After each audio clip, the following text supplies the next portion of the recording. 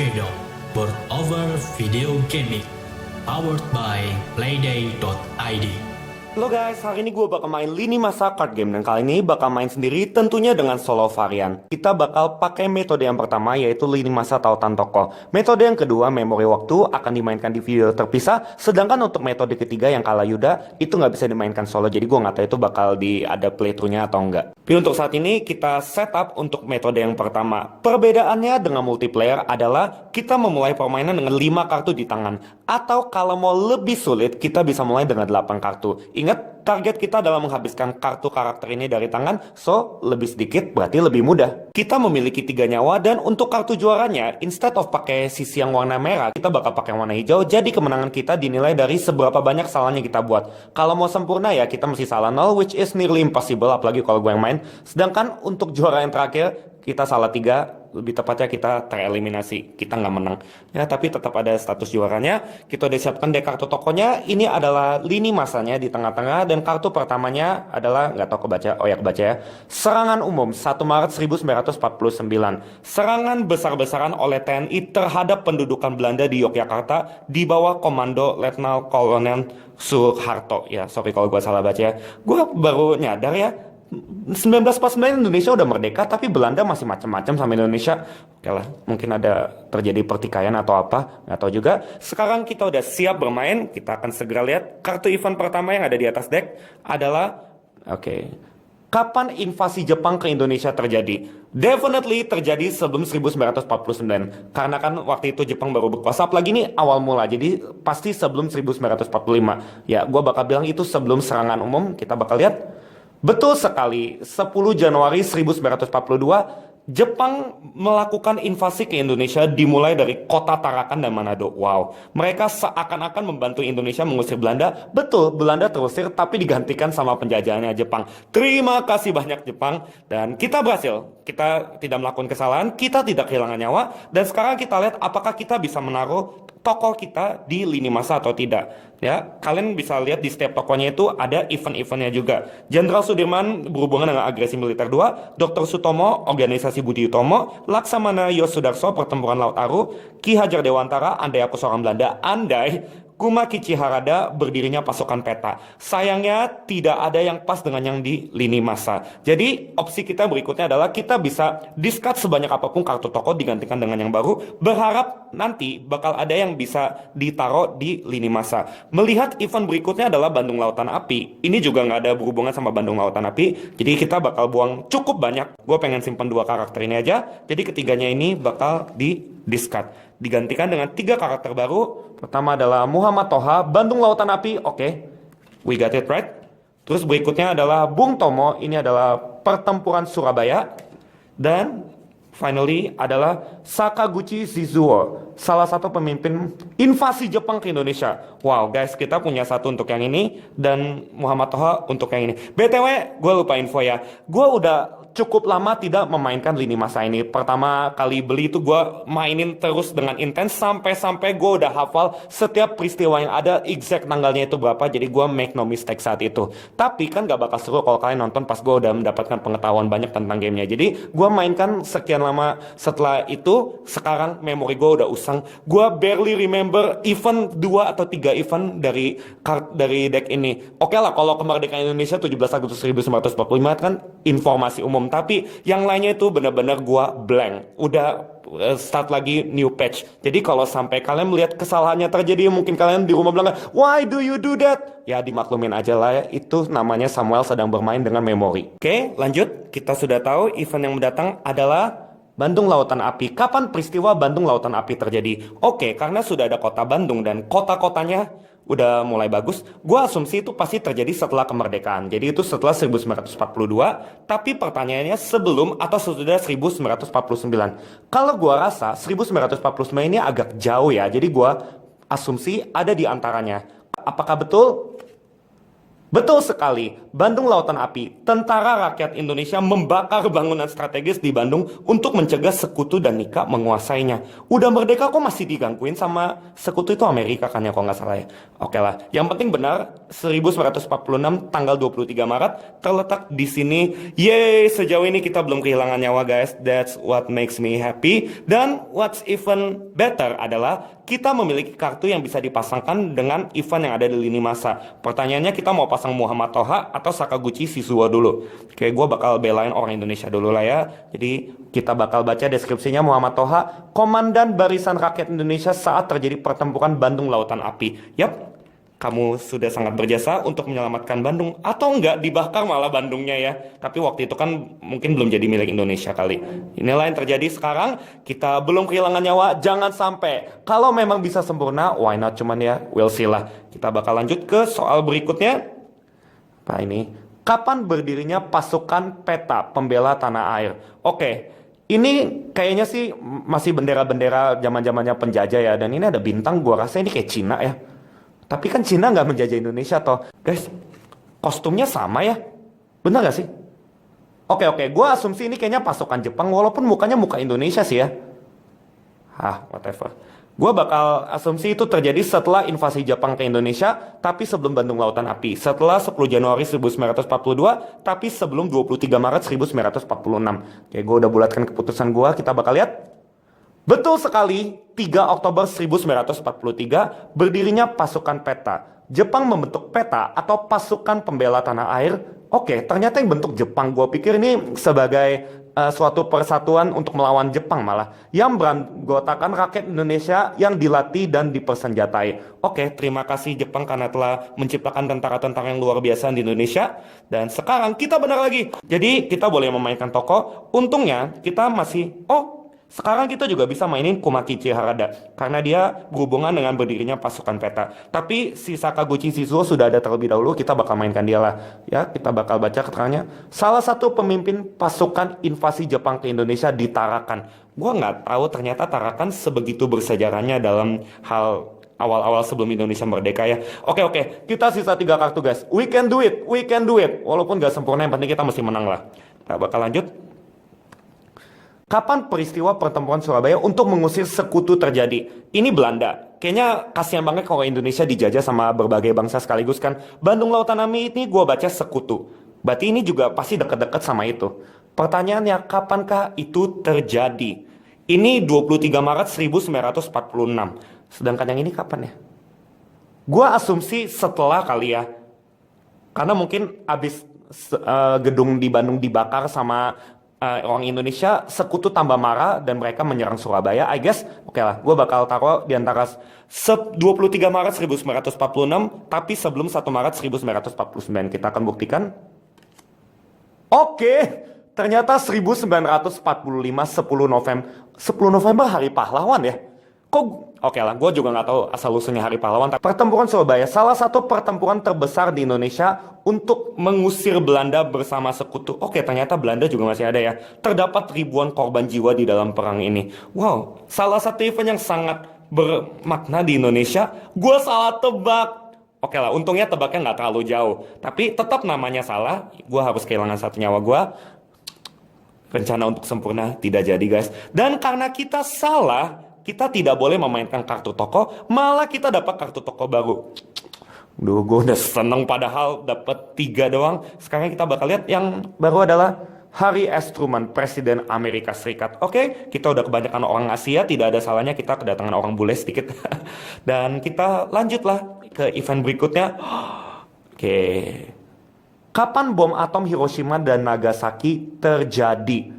Gue inget banget event ini. Kalau nggak salah ada di film kan ya. Ini itu terjadi dekat-dekat sebelum Indonesia merdeka. Berarti ini 1945 sebelum Agustus, mungkin Juli atau Juni kali ya. Kita lihat ini adalah 3 Oktober 1943, ini 10 November 1945. Definitely di sini. Gue inget dengan pasti. Karena kan kalau ada bom atom Hiroshima Nagasaki berarti Jepang masih ada di Indonesia. Dan gue ingat banget kalau yang ini kan, karena gue suka banget sama filmnya Pearl Harbor atau apa gitu ya, gue lupa. Ya, ada di antara berdirinya pasukan PETA dan pertempuran Surabaya. Kita akan lihat. Nah, betul kan? 6 sampai 9 Agustus. Buset, dibomnya sampai 3 hari. Emang bomnya ada berapa banyak coba ya? Nggak apa-apa, kita baca dulu ya. Presiden Amerika Serikat Harry S. Truman meminta Jepang menyerah kepada mereka atau AS menghancurkan dua kota mereka. Ya ampun, sampai diancam seperti itu. Ya mungkin buat Jepang, Amerika saat itu menjadi musuh, tapi kami berterima kasih kepadamu karena bommu yang sangat luar biasa itu kami bisa merdeka. Jadi kita menebak dengan benar kalau yang ini no brainer. Gue masih ingat lah fakta-faktanya. Kalau udah masuk ke perjanjian-perjanjian perang-perangan kayak gitu, baru gue bisa lupa. Dan karena kita menebak dengan benar, akhirnya kita bisa memainkan tokoh. Gue bakal mainin yang udah ada duluan kali ya. Kumakichi Harada, Panglima Tentara Jepang yang mengumumkan berdirinya pasukan PETA atau pasukan pembela tanah air. Nih, beneran gue gak nyangka. Gue pikir PETA itu didirikan oleh orang Indonesia untuk melawan Jepang. Tapi ternyata ya mereka butuh tentara, daripada rakyat-rakyat Jepang mati dalam berperang, Indonesia yang dikorbankan. Ya begitulah penjajah guys.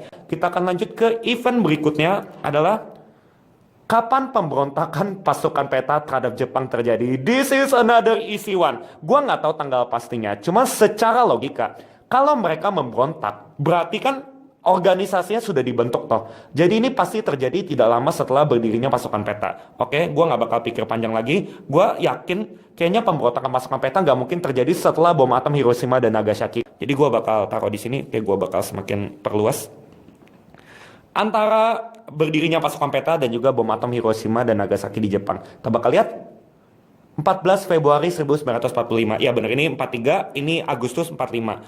Jadi pas hari Valentine guys, ternyata kita bakal baca pasukan PETA di bawah kepemimpinan Supriyadi melakukan pemberontakan terhadap pemerintah Jepang. Wow, sangat berani sekali para pemuda-pemuda Jepang ini, para pemuda-pemuda Indonesia untuk melawan pasukan Jepang. Kita bakal lihat tokohnya yang bisa kita mainkan adalah Harry S. Truman, Presiden Amerika Serikat yang memerintahkan dijatuhkannya bom atom Hiroshima dan Nagasaki, Jepang. Yap, ini yang tadi udah kita bahas. Kami berterima kasih kepadamu, walaupun kamu sudah tiada, jasamu dikenang sampai selama-lamanya.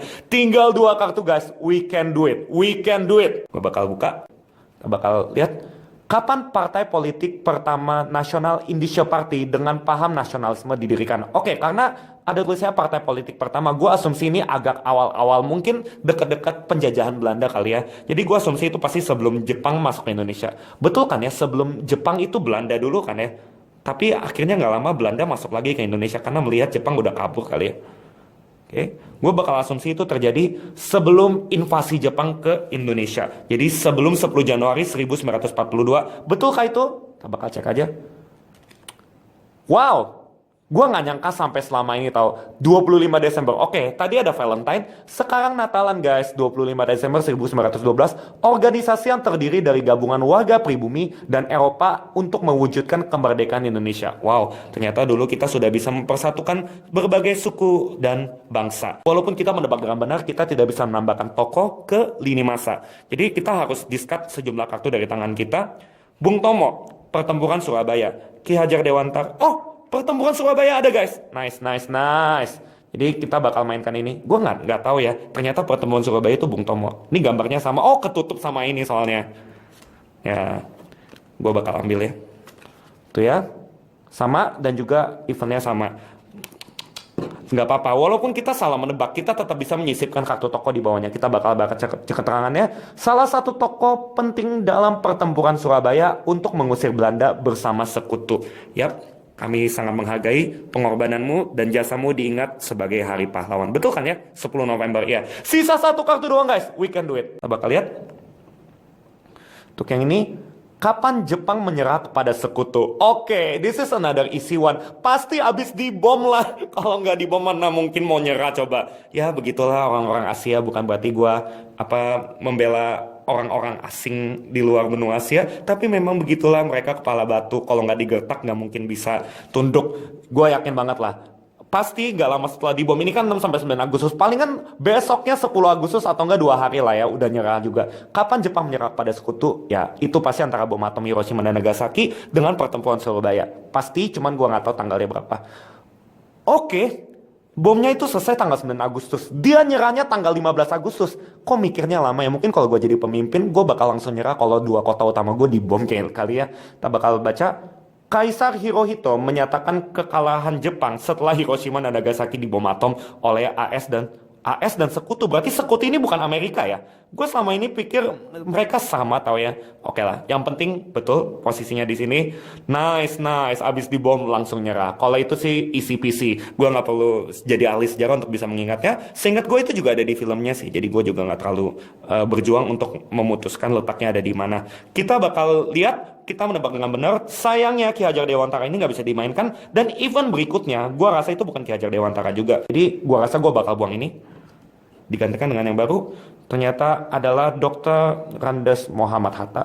Oke lah, seenggaknya masih ada satu kartu doang guys. Kita bakal lanjut untuk event berikutnya adalah kapan lagu Indonesia Raya dikumandangkan pertama kali ke masyarakat luas? Oke, ini definitely deket-deket kemerdekaan ya. Jadi kayaknya pasti setelah Jepang masuk ke Indonesia, karena nggak lama kemudian kan Indonesia langsung merdeka. Gue sih asumsi, oke ini pemikiran logis doang ya. Setelah Peta memberontak dan mereka berhasil menang terhadap kepemimpinan Jepang, mereka langsung menciptakan lagu kebangsaan. Oke, gue bakal geser-geser lagi. Jadi gue asumsi itu terjadi antara 14 Februari 1945 dan 6 Agustus 1945. Ternyata gue udah buka guys. Dan gue salah, 1928. Oke. Ini bahkan kayaknya, coba gue cek ya. Sebelum Jepang masuk ke Indonesia, nggak tahu kalian kebaca atau nggak, itu 1942. Masa sih? Kenapa kalian sudah ciptakan lagu Indonesia Raya sebelum kalian merdeka? Nggak apa-apa. Kita bacalah. W.R. Supratman, komposer musik yang menciptakan lagu Indonesia Raya, dan lagu ini dikumandangkan saat Kongres Pemuda II. Gue bahkan nggak tahu itu kapan, dan gue nggak nyangka itu sejauh itu. Kayak gue mesti geser kameranya guys. Ini 1912, berarti terjadinya setelah National Independence Party. Oke, kita salah menebak guys. Berarti kita harus kehilangan satu nyawa gue, ditaruh di atas.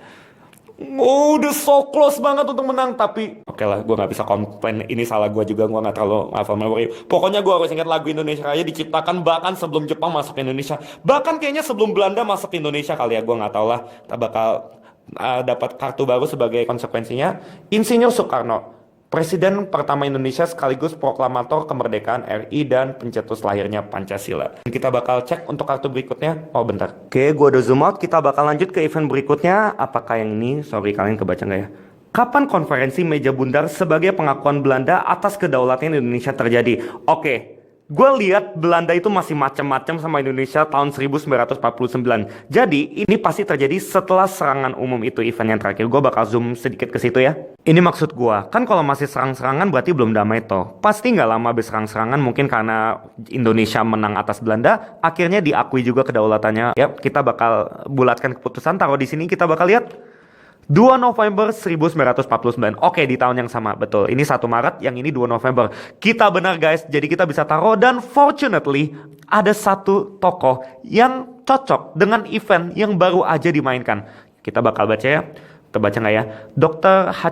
Andes Haji Muhammad Hatta, Perdana Menteri Indonesia. Indonesia punya Perdana Menteri ya? Oke, I didn't know that. Yang menandatangani perjanjian konferensi meja bundar di Den Haag, Belanda. Wow, good for you. Kamu sudah ke Eropa ternyata. Nice, sekarang kita sisa satu kartu aja. Dan we cannot afford to lose anymore. Karena kalau kita sekali lagi menebak salah, kita langsung kalah beneran guys. Wow, garis waktunya udah panjang banget guys. Kita bakal lanjut ke event berikutnya. Semoga kita bisa mendapat dengan benar. Kapan buku Habis Gelap Terbitlah Terang yang berisi pemikiran R.A. Kartini dicetak pertama kali? Pertanyaannya, ini terjadi di mana? Oke, gue asumsi itu terjadi sebelum dijajah sama Jepang. Oke lah, karena seingat gue pas masa-masa perang ini, nama-nama cewek itu nggak terlalu dikenal. Dan dia itu sangat terkenal di masanya. That means itu pasti terjadi agak awal-awal. So, gue bakal zoom in ke daerah situ. Ya, kita sudah ada di awal lini masa. Gue tempted banget ya. Gue perkirakan itu terjadi antara 1912 dan juga 1928. Karena menurut gue R.A. Kartini nggak setua itu ya. Finger cross guys. Gua bakal tebak itu ada di antara National Independence Party dan juga lagu Indonesia Raya pertama kali dikumandangkan. Oke, kita bakal cek. Oh no, kamu ternyata setua itu. Oke, nggak terlalu beda jauh. 1911 sama 1912. Gak ada tanggalnya. Well, nggak tahu lah kenapa. Buku ini berasal dari kumpulan surat R.A. Kartini dan dibukukan oleh J.H. Abendanon 7 tahun setelah R.A. Kartini meninggal. Oke, gua salah guys. Ternyata sebenarnya posisinya di sini. That means gue kehilangan nyawa terakhir gue dan I have lost the game.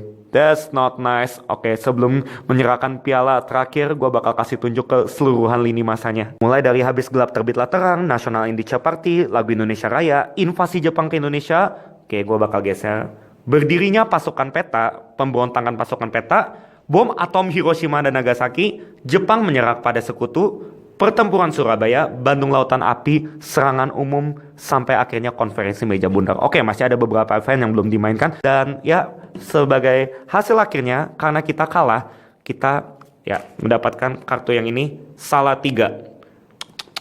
Oke, gue merasa bad banget. Cuman ya gue udah bilang dari awal kayak gue not really good at memory. Cuman gue gak nyangka bisa sampai sepanjang ini. Oke, gue bakal zoom out ya. Ini salah satu garis waktu terpanjang bisa gue bikin. Dan walaupun gue kalah, gue cukup bangga sebagai orang yang tidak terlalu jago dalam hal memori. Ini adalah pencapaian yang sangat bagus. Dan itulah guys, one full playthrough main lini masa tautan tokoh dengan versi solo. Semoga dengan nonton video ini kalian lebih ngerti gimana cara mainnya. Kalau kalian ada pertanyaan mengenai aturan mainnya, jangan takut untuk post di komen di bawah. Gue akan jelaskan semaksimal mungkin. Tapi sekian dulu dari gue, nantikan untuk video berikutnya dimana gue bakal main metode yang kedua. Bye, sampai jumpa di video berikutnya. Keep board gaming.